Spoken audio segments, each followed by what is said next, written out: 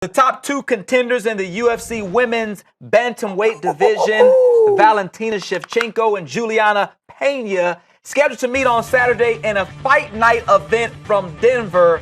So the winner of this one, is that who Amanda Nunes should be forced to defend her title against? Yes, that should be the case, CT, but it doesn't necessarily mean it will be the case. Now look, Julianna Pena, undefeated in her young UFC career, the Venezuelan Vixen. We've had her on the show Great here at nickname. 120, right? Valentina Shevchenko, we saw her right here. We're in Chicago, Illinois. We saw her fight in Chicago. She dismantled Holly Holm. Before that, previous fight she had was at UFC 196. Oh, I believe that was against the Lioness. Okay.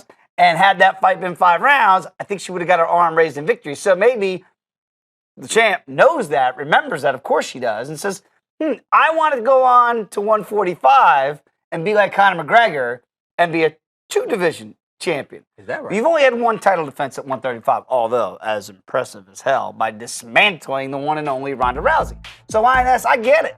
You're like, hey, I just beat Ronda. If Holly is to win the new 145 crown, what better look, and she's right, would it be on her resume if she wiped out Ronda Rousey and then Holly Holm? I get it, but guess what? The fight that you first mentioned is the one. The winner is deserving to take on the Lioness at the 135-pound limit where she is currently the champ. That should be the right thing. Does that mean that will be the next thing? The UFC.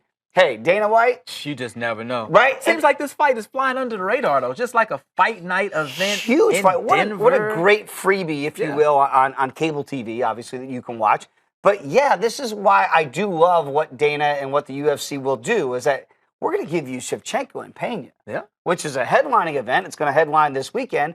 And the winner, as CT alluded to, should get the current champion, Amanda Nunes. But again, Dana White's going to look for what makes the biggest dollar sign. If he could say Amanda Nunes, if Holly Holm is to win next month at the newly christened, if you will, 145-pound championship, then yeah, I could see the Lioness getting a shot with Holly Holm.